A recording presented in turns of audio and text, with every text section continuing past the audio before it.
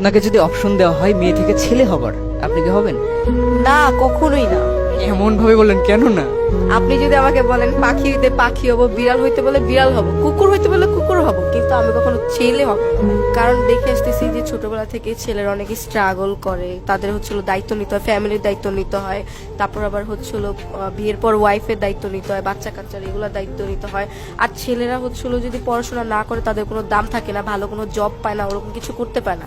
আর আমরা মেয়েরা যদি এমনি পড়াশোনা করি বা নাও করি, আমরা ভালো একটা জায়গায় যেতে পারবো, বিয়ে করে ভালো একটা পজিশনে যেতে পারবো। বাট ছেলেরা এটা করতে পারে না। ছেলেদের সব কিছুর আগে তাদের স্টাবলিশ হওয়া অনেক জরুরি, টাকা পয়সাটা অনেক জরুরি। যদি টাকা পয়সা থাকে, স্টাবলিশ হয়, তাহলে সবার কাছে দাম পাওয়া যায়। আর বিয়ের পর দেখা যায় যে যদি বউকে একটু বেশি ভালোবাসে তাহলে মা বলে, যদি আবার মাকে বেশি ভালোবাসে তাহলে বউ সহ্য হয় না। এইগুলো নিয়ে অনেক প্যারার মধ্যে পড়তে হয়। একটা ছেলের লাইফ অনেক কঠিন, অনেক টাফ।